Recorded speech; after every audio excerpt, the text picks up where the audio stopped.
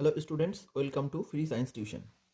Class 10 প্রথম chapter কোষে দেখি 1.1 এক চল বিশিষ্ট দ্বিঘাত সমীকরণ। 5 দাগ থেকে আমরা অঙ্কগুলি আজকে সলভ করব। 5 দাগে কি আছে দেখো, নিচের বিবৃতিগুলি থেকে এক চল বিশিষ্ট দ্বিঘাত সমীকরণ গঠন করি। যারা চ্যানেলে নতুন অবশ্যই পরবর্তী ভিডিওগুলো পাওয়ার জন্য চ্যানেলটিকে সাবস্ক্রাইব করে রাখবে, তাহলে ভিডিও নোটিফিকেশান তোমাদের কাছে পৌঁছে যাবে। 5-এর 1 দাগ কি বলা আছে?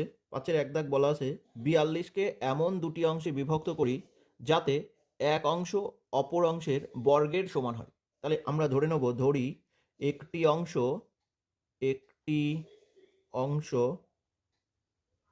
এক্স এবং অপর অংশ যেহেতু একচল বিশিষ্ট দ্বিঘাত সমীকরণ সেজন্য ওয়াই ধরবো না। টোটাল ছিল 42, একে একটি অংশ ভাগ করা হয়ে গেছে এক্স, তাহলে অপর অংশ 42 বিয়োগ এক্স। এখানে কি বলা ছিল না, যাতে এক অংশ অপর অংশের বর্গের সমান হয়। তাহলে আমরা লিখে দেবো প্রশ্নানুসারে বা শর্তানুসারেও লিখতে পারো।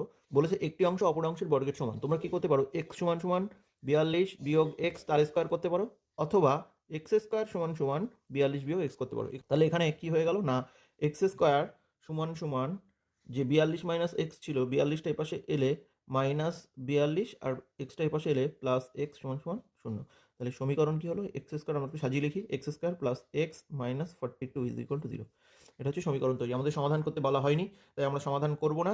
আমাদের এই পর্যন্তই অঙ্ক শেষ। 5-এর 2 দাগের অঙ্কটি কি ছিল দেখো, দুটি ক্রমিক ধনাত্মক অযুগ্ম সংখ্যার গুণফল 143। দুটি ধনাত্মক ক্রমিক অযুগ্ম সংখ্যা। তাহলে আমরা ধরি একটি সংখ্যা দেখো, যখন আমরা যুগ্ম সংখ্যা বা অযুগ্ম সংখ্যা ধরে নেব তখন যুগ্ম সংখ্যাটা সবসময় 2x ধরবো, আর অযুগ্ম সংখ্যাটা ওই 2x প্লাস 1 ধরে নেব। তাহলে 2xটা জোড়, তার সাথে 1 যোগ হলে বিজোড় হয়ে যায়। তাহলে এটা শুদ্ধ একটা অখণ্ড সংখ্যা প্রথমটা। আর দ্বিতীয় সংখ্যাটা কি হবে, দ্বিতীয় সংখ্যা সমান সমান ঠিক এর ক্রমিক বলেছে, মানে এর পরের যে অযুগ্ম সংখ্যা সেটা হবে 2x 2 বেশি হবে প্লাস 3। বা তোমরা এটা 2x মাইনাস 1ও ধরে করতে পারো, সেক্ষেত্রেও হবে। বলছে দুটি ক্রমিক ধনাত্মক অযুগ্ম সংখ্যার গুণফল 143। তাহলে এই দুটো গুণ করলে কত হবে, 143 হবে। তাহলে প্রশ্নানুসারে কি হবে না, 2x প্লাস 1 আর 2x প্লাস 3 এদের যে গুণফল সেটা হবে 143। এখান থেকে ক্যালকুলেশন করে আমাদের সমীকরণটা তৈরি করতে হবে। তাহলে বা যদি গুণ করি দেখো, 2x গুণ করলে 4x স্কোয়ার, 2x দিয়ে 1 গুণ করলে 2x, আবার 3 দিয়ে 2x গুণ করলে 6x, 3 আর 1 গুণ করলে 3 ইজ ইকুয়াল টু 143।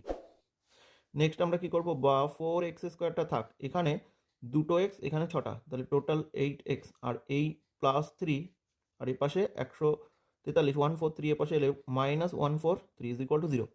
তাহলে বা 4x স্কোয়ার প্লাস 8x, এটা যদি আমরা বিয়োগ করি তাহলে মাইনাস 140 হবে ইজ ইকুয়াল টু 0। তাহলে বা দেখো এই সব কটার থেকে আমরা 4 আবার কমন নিয়ে নিতে পারি। তাহলে 4 যদি কমন নিই তাহলে থাকবে এক্স স্কোয়ার প্লাস 2x, আর এখান থেকে মাইনাস 4 দিয়ে 4 3 12, 2 থাকছে 20, 4 5 20 35। তাহলে বা এখান থেকে 4 যদি এই শূন্যের নিচে চলে যায় তাহলে শূন্য হয়ে যাবে, এখানে পড়ে থাকবে x square plus 2x minus 35 is equal two 0। এটা হলো সমীকরণ। 5-এর 2 দাগ। নেক্সট আমরা 5-এর 3 দাগ করব। 5-এর 3 দাগের অঙ্কটি কি ছিল দেখো, দুটি ক্রমিক সংখ্যার বর্গের সমষ্টি 313। দুটি ক্রমিক সংখ্যা যে কোনো সংখ্যা হতে পারে, এটা ধনাত্মক বা ঋণাত্মক কিছু বলেনি, শুধু ক্রমিক সংখ্যা মানে পরপর দুটো সংখ্যা যাদের বর্গের সমষ্টি 313। তাহলে আমরা লিখে নেব, ধরি একটি সংখ্যা x এবং অপর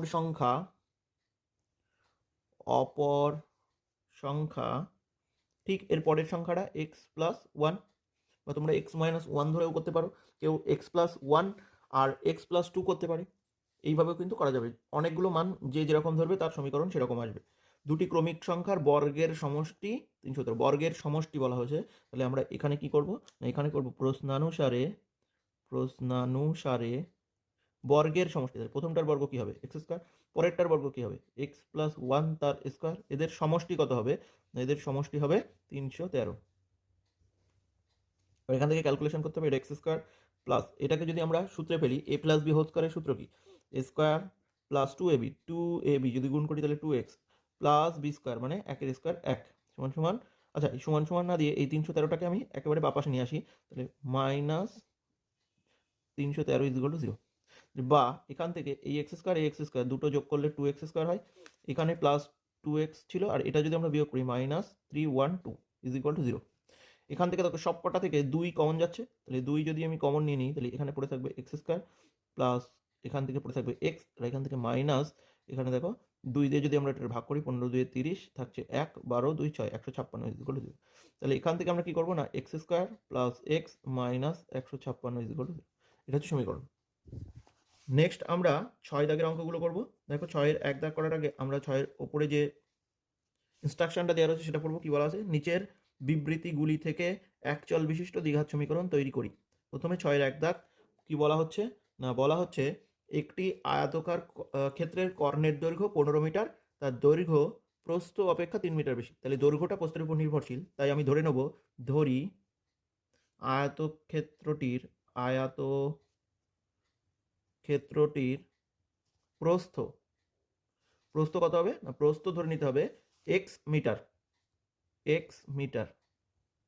তাহলে দৈর্ঘ্য কত হবে, আয়তক্ষেত্রটির দৈর্ঘ্য এখানে বলা ছিল দেখো 3 মিটার বেশি, প্রস্থ থেকে 3 মিটার বেশি, তাহলে প্রস্থ হয়ে যাবে এক্স প্লাস 3 মিটার। এবার দেখো যে কর্ণের কথা বলা হয়েছে সেই কর্ণটা হচ্ছে 15 মিটার। আমি যদি এখানে একটা ছোট ছবি এঁকে তোমাদেরকে বুঝিয়ে দিই একটু, দেখো এটা আয়তক্ষেত্রকার মাঠ, এটা হচ্ছে কর্ণ। তাহলে কর্ণটা এটা সমকোণ, আয়তক্ষেত্রের প্রতিটি কোণ সমকোণ হয়, তাহলে এটা 90 ডিগ্রি। এটা দৈর্ঘ্য হচ্ছে এক্স প্লাস 3, এটা প্রস্থ হচ্ছে এক্স। তাহলে দেখো এই যে পার্টটা তৈরি হলো, আমি যদি নাম দিয়ে দিই এ বি সি, এই এ বি সি পার্টের এই যে কর্ণ, এটা দেখো সমকোণী ত্রিভুজটার অতিভুজ। তাহলে পিথাগোরাসের সূত্র অ্যাপ্লাই করলে আমরা এখানে সমীকরণটা পেয়ে যাব। তাহলে কি লিখবো না, প্রশ্নানুসারে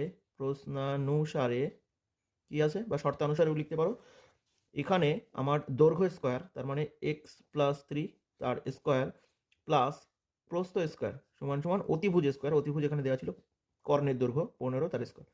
তাহলে এটা হয়ে গেল পিথাগোরাসের সূত্র অ্যাপ্লাই করলে দৈর্ঘ্য স্কোয়ার প্লাস লম্ব স্কোয়ার প্লাস ভূমি, তাহলে এটা আমরা পিথাগোরাস অ্যাপ্লাই করলাম, লম্ব স্কোয়ার প্লাস ভূমি স্কোয়ার ইজ ইকুয়াল টু অতিভুজ স্কোয়ার।